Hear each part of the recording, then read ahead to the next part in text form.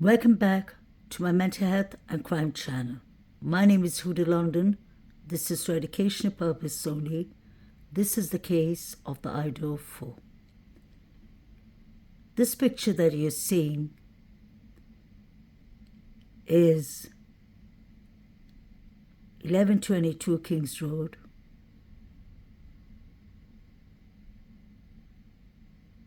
Behind the sliding door. This house was known to be a party venue.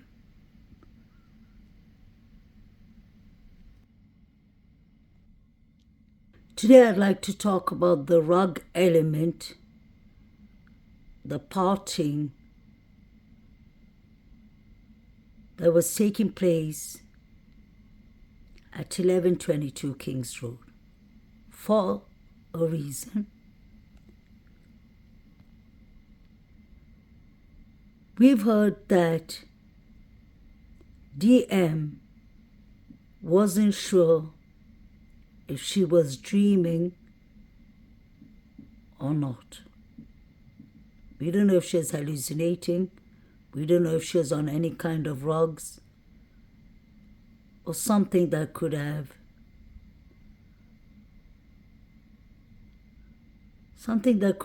interfered with her decision-making, her emotions, her thought process. Wasn't this one of the unidentified male DNAs? A fingerprint on the Good Vibes picture? I found this comment to be very interesting. This was from the beginning of the case. This was on Facebook. Somebody wrote that I read somewhere that Jack Schwalter may have gone overseas, ? Does anyone know anything about this? And Alivira, Kaylee's sister, asked the person, "Hi, can you share with me where you read this?" I wonder why Alivira was so interested in Jack Schwalter. I don't personally believe that the Gongalves family believed that Jack Schwalter was just escorting the girls to the grub truck.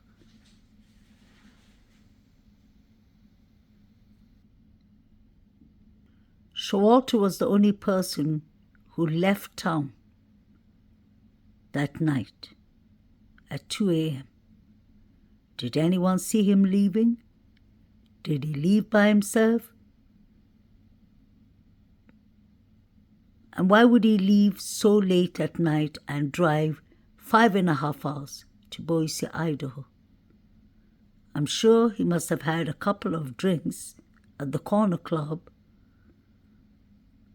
For someone to just leave town after the quadruples happen, while they were happening, is very strange. Now let's check all the red flags with Schwalter. He got kicked out of his fraternity. Allegedly, Ethan reported him for harassments towards females, allegedly. And I've read that on many posts on Facebook from people in the college confirming that to be true. He got kicked out of his fraternity, I believe that's the Delta Tau Delt, for the same reason as harassments towards females. He owns K-bars. He's a skilled hunter. I know many people in Idaho, it is a hunting town, but I'm just telling you the skills that he has. He's a professional junior wrestler, allegedly. He was the only person who left at 2 a.m. that night. We know that he's from Boise, Idaho. He drove 5.5 hours to his parents' cabin. He got kicked out of his fraternity, like I said. He was accused allegedly of throwing unalived coyotes and animals in front of sororities' houses. And if Ethan got him kicked out of his frat and Kaylee and Maddie got him kicked out of the corner club, I'm sure he had some beef, some anger, rage towards the victims. He comes from a very influenced family. His father is a surgeon. His mother and his two brothers are doctors too. And they have a lot of influence in Boise, Idaho. Schwalter and his family pay a lot of donations to Idaho Moscow University College. The grieving father of murdered University of Idaho student Kaylee G is working with his own private investigators because he fears cops in the major case are too inexperienced. I couldn't agree more. Steve G raised his fears Sunday in an exclusive interview, The Post, saying he was also concerned that one suspicious character had been ruled out too quickly, seemingly allowing him to flee the country without taking a DNA test. And that is interesting. Let's not forget Schwalter was one of the last people to see Maddie and Kaylee alive. He actually passed the threat. He said, we're going to get you for that, Maddie. We're going to get you for that, girls. A couple of hours later, 4 victims were unalived. Schwalter just lives a minute away from the girls.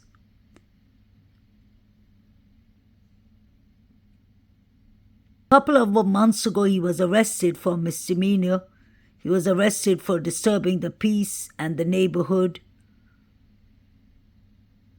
I wonder if he has any criminal records from before. And let's not forget, Schwalter knows Bethany Funk well. We saw the picture of Bethany Funk sitting on his lap while they were camping in front of the fireplace. And we know that Schwalter went to the same high school as DM. I've always asked myself, allegedly, if this could have been an inside job. I mean, somebody in the inside could have opened the door, left the door open for the suspect or suspects to come in.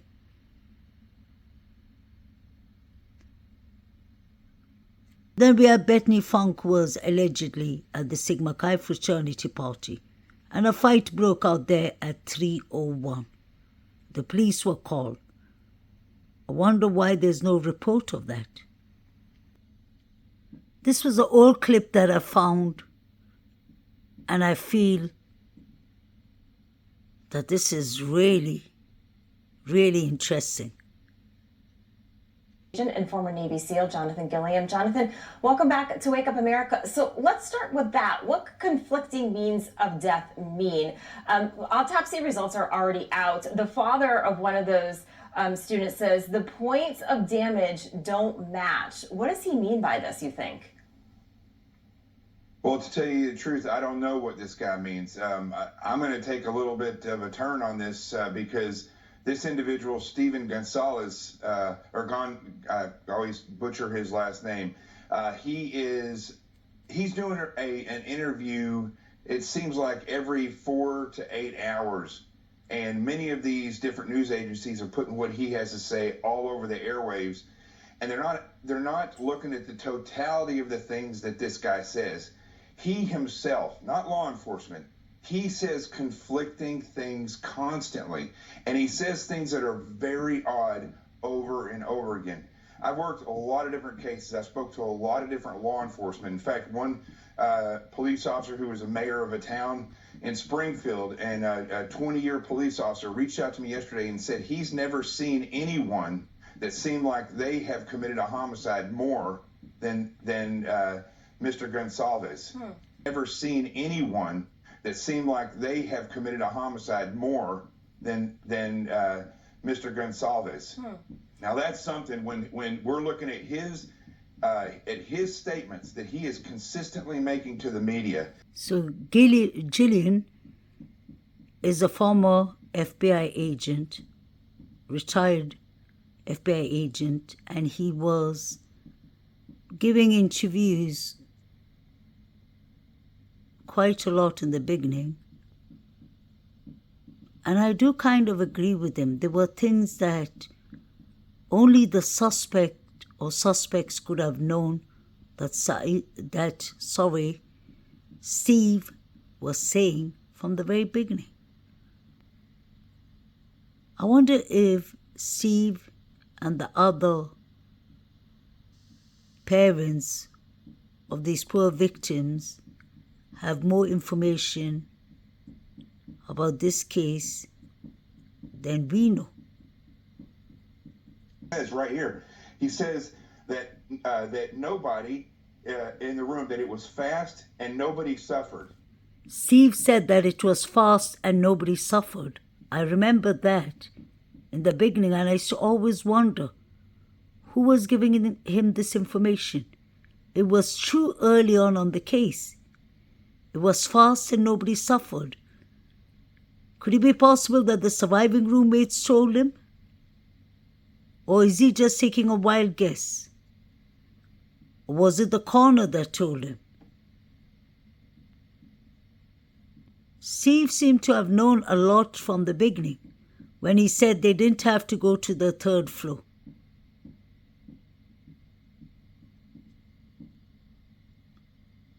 I'm not accusing any parents or anyone. And like y'all know, I have high respect for the parents. I never bring them up in my channel unless I'm saying something positive about them. But like I said, no stone should be left unturned.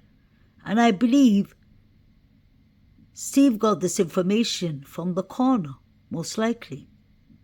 Unless it was the surviving roommates who told him. Definitely confusing. I've heard him on these interviews say those things. Jonathan had read that. You wonder if he's a parent and grieving, if that's what he's going through. But definitely interesting. He also said something that caught my eye, that the killer chose to go upstairs. So want to remind our viewers of the home. So it's a 3-level home. The main entrance is actually like the basement area, and then you go up the second floor. That's where a couple of the bedrooms were, and then you go to the third floor where there were other bedrooms. So he's saying, this father, that the killer went up that second floor and went through the sliding glass door. Have you heard any police reports saying that that was how the killer entered the home? We've heard no definitive police reports that say that, although I do believe that is correct. I think when you look at the two individuals, the two females that were in the first floor, and that first floor opens up into a common living room type space. I guess there's bedrooms there, and those go upstairs. It's almost like a second apartment. Yeah. And the second floor has its own main area, and then there's the third floor. This Mr. Gonsalves, he continues to push out there details about this crime that nobody really knows about. Were killed on the second and the third floor. I personally have never heard any reports where they were saying that there was different types of attacks and ferocity amongst the different victims. The only person that said that is this same individual. And the way that he talks about how his daughter and the other girl that was with her were sleeping in the same bed. That information was not released until he said it. I find that to be actually very interesting. Steve announced it in the memorial that Kaylee and Maddie were sharing the same bed. I wonder how he knew this information. He wasn't told by the police. So how did he know this? Was he talking to the surviving roommates allegedly? Did they tell him what positions and whereabouts the 4 victims were found? I find this to be strange, unless the coroner gave him too much details which she shouldn't have. I believe after Steve started talking so much, they decided to put this case on a gag order. Detectives continue investigating what occurred from approximately 9 p.m. Sorry guys, I'm without my glasses. November 12th to 1:45 a.m. on November 13th, when Ethan Chapin and Xana Kernodle were believed to be at the Sigma Chi or Chi house on the University of Idaho. Where was Ethan and Xana that night? Where was Hunter Johnson and Emily that night? Because they always hang around together. Where was Hunter Chapin? Between 8 to 9 p.m., Hunter Chapin was with these triplets, Ethan and Maisie, but that was between 8 to 9. What happened after 9? Where was Xana? Where was Ethan? Why didn't we see any pictures of them? I wonder if the lights were on that night, or if it was pitch black.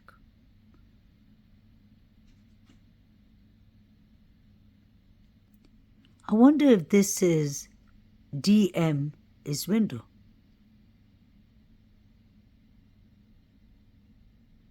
I believe she doesn't have a window. Her room would be more on the Queens Road side. Pay attention to the garbage lying outside. Shouldn't they have collected it as part of evidence and checked if there was anything there? In the beginning of this case, there was a lot of speculation if this person with the mask, ski mask, who was seen in front of 1122 Kings Road around 3:30 or 3 a.m., somewhere between 3 to 3:30 basically. Many people were speculating if that could have been DM. When you look at the lips and the teeth, it could make sense. This is just a speculation, allegedly, nothing else. But it is interesting. This person seems to have red stains and bruises, definitely. Even the lips look quite swollen. This was the Halloween party 2 weeks before the quadruples happened. DM looks like she's being bullied for some reason or the other. And I wonder if that could be the reason that she didn't bother to call 911. Just a question. Use this if you're gay. Jaden. Did Maddie Morgan mean Jaden like Jaden Smith, Will Smith's son, who dresses more like a female? Just a question.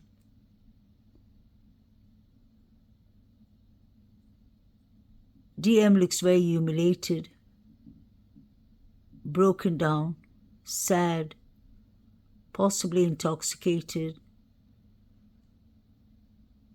The question is, did she actually fit in the group, or did they make her feel uncomfortable?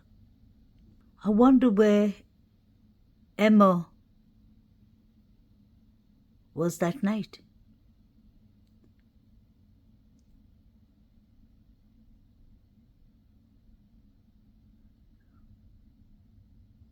What if Emma was supplying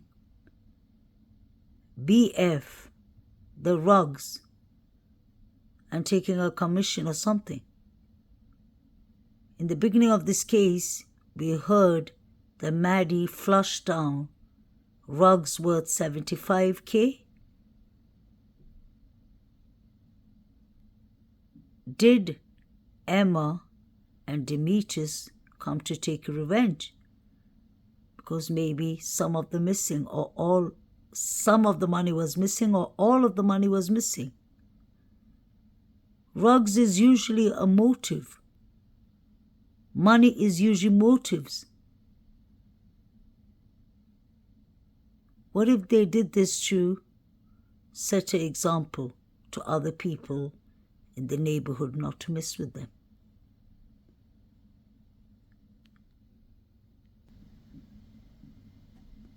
So where was Emma that night?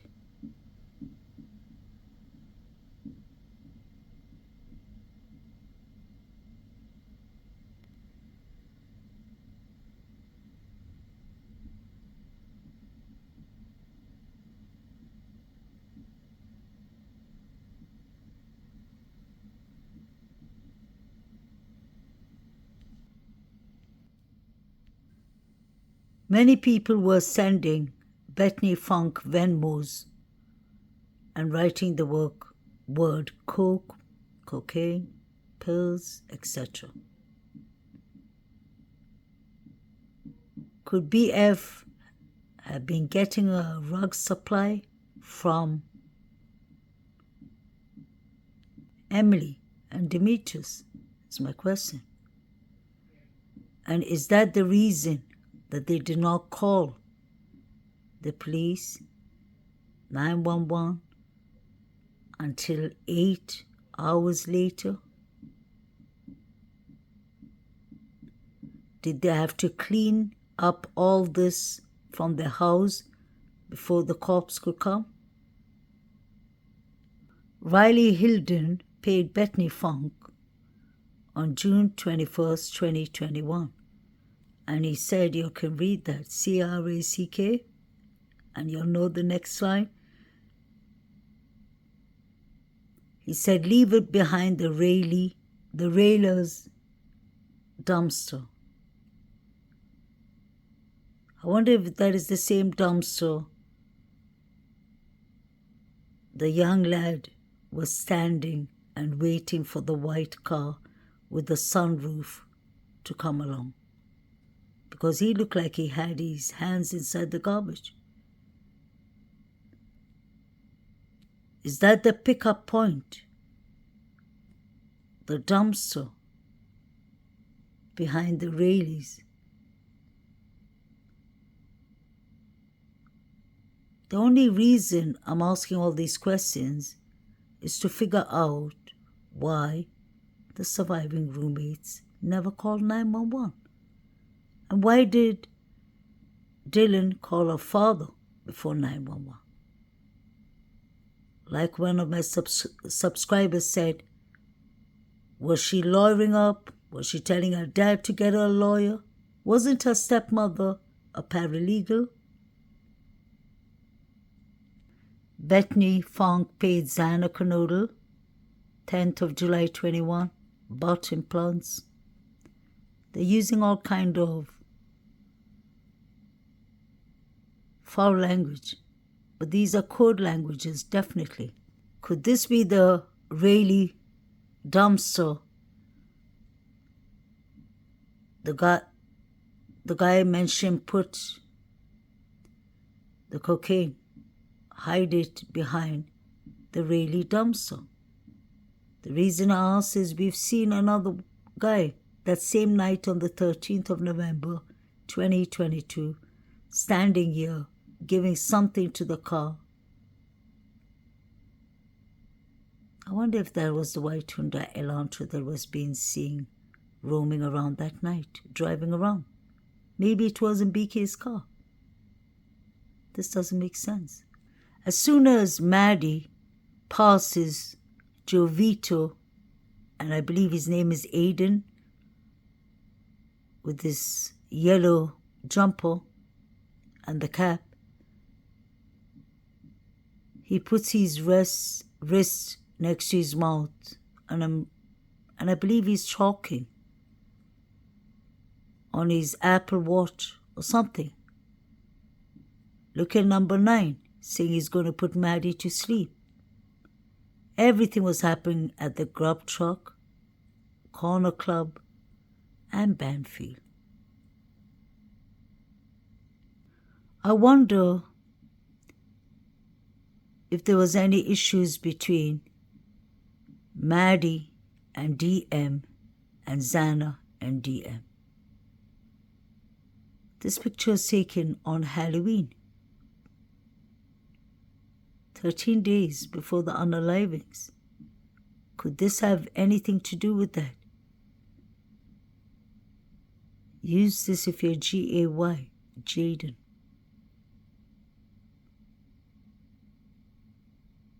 I'm not saying the surviving roommates are involved, but they could have left the door open or let someone in on purpose.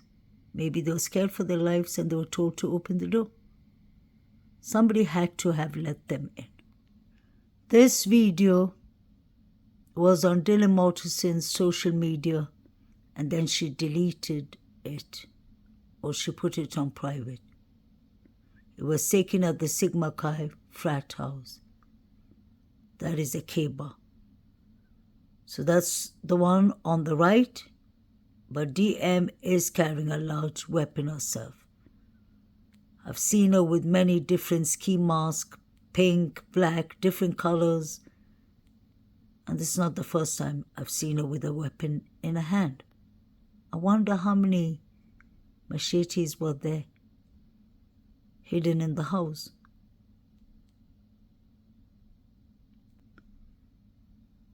Pay attention to how DM